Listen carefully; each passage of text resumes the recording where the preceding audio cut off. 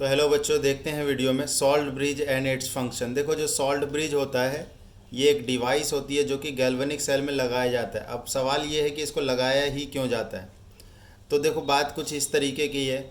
जो galvanic cell है इसमें ये हो गया एनोडिक कंपार्टमेंट, तो ये हो गया एनोड, और ये कैथोडिक कंपार्टमेंट में ये इलेक्ट्रोड हो गया कैथोड। ये दोनों ही मेटल के बने हुए होते हैं और ये जो कंपार्टमेंट है इसके अंदर में इलेक्ट्रोलाइट होता है। लेट से यहाँ पर जिंक सल्फेट ले रहे हैं और यहाँ पर जो है कॉपर सल्फेट ले रहे हैं।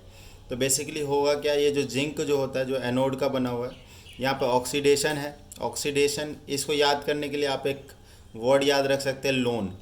लोन में L stands for left, O stand for oxidation, A for anode और N फॉर नेगेटिव। मतलब यहाँ पर आपको ना ये सब पता चल जाएगा भाई, लेफ्ट में एनोड होगा उस पर ऑक्सीडेशन होगा और एनोड पे जो साइन होगा वो होगा माइनस। ठीक है, इस तरीके से इसका रिवर्स हो जाएगा कैथोड। तो अब बात आते हैं कि एक्चुअली में होता क्या है। एनोड पे ऑक्सीडेशन होता है, तो जो भी यहाँ पे मेटल है, लेट से यहाँ पे जिंक है तो जिंक का ऑक्सीडेशन होगा और वो जिंक 2+ बनेगा और यहाँ पे 2 इलेक्ट्रॉन होगा। ये जो 2 इलेक्ट्रॉन होता है बेसिकली, ये 2 इलेक्ट्रॉन यहाँ से इस एनोड के थ्रू होते हुए और इस कैथोड पर आता है। और ये जो चीज़ है ये वायर है, वायर हमने लगा दी है। और हम ये जानते हैं कि जो करंट जो होता है it's a movement of electron. तो अगर हम किसी तरीके से इलेक्ट्रॉन को मूव करवा रहे हैं इस वायर के थ्रू में, तो यहाँ पे इलेक्ट्रिसिटी जनरेट हो जाएगा। करंट का जो डायरेक्शन रहेगा वो कैथोड से एनोड की तरफ रहेगा और इलेक्ट्रॉन का जो डायरेक्शन है वो एनोड से कैथोड की तरफ। तो बेसिकली क्या होता है कि यहाँ पर जो लेट से कि यहाँ पर इलेक्ट्रॉन है और इलेक्ट्रॉन इस तरीके से मूव कर रहा है, इलेक्ट्रॉन आराम से इस तरीके से मूव कर रहा है। धीरे धीरे क्या होगा कि ये जिंक का जो कंसंट्रेशन है बढ़ रहा होगा, क्योंकि इलेक्ट्रॉन तो उधर जाने लग रहा है लेकिन जिंक तो यहीं पर बना हुआ है। तो धीरे धीरे क्या होगा, इस एनोड के चारों तरफ इतने सारे इलेक्ट्रॉन हो जाएंगे, इतने सारे जिंक 2+ आयन हो जाएंगे कि इलेक्ट्रॉन को रास्ता ही नहीं मिलेगा कि ये इधर की तरफ जाए। अच्छा, यहाँ पर तो ये सिनेरियो हो रहा है। यहाँ पर देखो क्या होता है। चलो, ये जो इलेक्ट्रॉन इधर आ रहा है, इस इलेक्ट्रॉन को रिसीव कौन कर रहा होगा? तो इस इलेक्ट्रॉन को रिसीव कर रहा होगा ये जो कॉपर 2+ आयन है इस सॉल्यूशन के अंदर में, वो इधर मैंने कॉपर लिया है।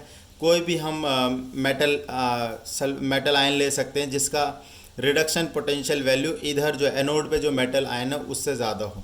ठीक है, तो बेसिकली यहाँ पर रिएक्शन हो रहा होगा कॉपर 2+, 2 इलेक्ट्रॉन एक्सेप्ट करके ये कॉपर बना रहा है। अब आप ही ज़रा सोचिए, कॉपर तो यहाँ पर जाकर डिपॉजिट होता जा रहा है। ठीक है, कॉपर यहाँ पर जाकर डिपॉजिट हो रहा है, तो ये जो सल्फेट का जो कंसनट्रेशन है धीरे धीरे बढ़ रहा है। तो अब मतलब बात यहाँ पर आ गई है कि रिलेटिवली एनोड पे जो जिंक 2+ का कंसंट्रेशन है काफ़ी ज़्यादा बढ़ता जा रहा है, ये देखिए यहाँ पर। और कैथोड पर जो ये सल्फेट आयन का कंसंट्रेशन काफ़ी ज़्यादा बढ़ रहा है। और ऐसा होने में बहुत ज़्यादा समय नहीं लगता, तुरंत ही हो जाता है ये। तो बेसिकली एक्सेस कंसंट्रेशन जमा हो रहा है जिंक का एट एनोड एंड सल्फेट का एट कैथोड। तो इस एक्सेस कंसंट्रेशन को अब न्यूट्रलाइज करने की बारी आती है। तो यहाँ पर रोल प्ले करता है सॉल्ट ब्रिज। सॉल्ट ब्रिज एक तरह का केमिकल डिवाइस होता है जिसके अंदर में कुछ कटायन और अनायन होते हैं। लेट से ये सॉल्ट ब्रिज मैंने माना ये KCl है, इसी तरीके से KNO3 भी होता है, अमोनियम नाइट्रेट का भी होता है। तो कोई भी केमिकल यहाँ पर हो सकता है। तो इसमें होता क्या है, जो K+ और Cl- है ये थोड़ा सा इक्विवेलेंट साइज़ का होता है तो बेटर रहता है।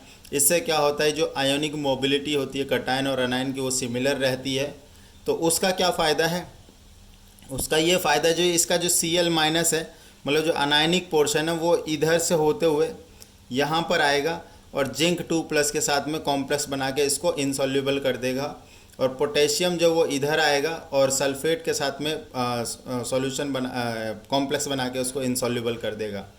तो बेसिकली जो एक्सेस कंसंट्रेशन जमा हो गया है जिंक का एट एनोड एंड सल्फेट का एट कैथोड, इसको न्यूट्रलाइज करने का काम करता है सॉल्ट ब्रिज के अंदर मौजूद केमिकल कंपाउंड। एक यू शेप डिवाइस होता है, ये यू शेप या फिर इस तरीके का भी हो सकता है।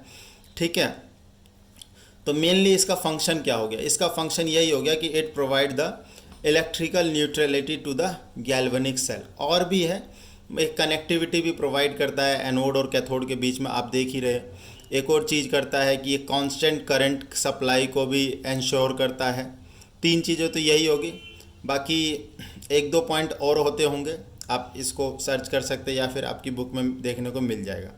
अगर अगर क्वेश्चन ये उठे कि सर सॉल्ट ब्रिज नहीं लगाए तो क्या होगा, सॉल्ट ब्रिज नहीं लगाए तो आपका सेल 5 मिनट से ज़्यादा वर्क नहीं कर पाएगा, तुरंत ही सेल जो है कोलैप्स कर जाएगा। अभी हमें पता है कि एक अगर छोटा सा भी सेल हम लेते हैं, लेट से कोई भी हमने एक ड्राई सेल लिया या फिर जो पेंसिल सेल आप लोग बोलते हैं, कोई ड्राई सेल लिया, महीनों महीनों वर्क करता है जस्ट बिकॉज कि उसके अंदर सॉल्ट ब्रिज का सिस्टम पहले से फिक्स कर दिया गया। ठीक है, तो सॉल्ट ब्रिज में इससे ज़्यादा आपसे कुछ नहीं पूछ सकते हैं। तो इस वीडियो में इतना ही। Thank you so much.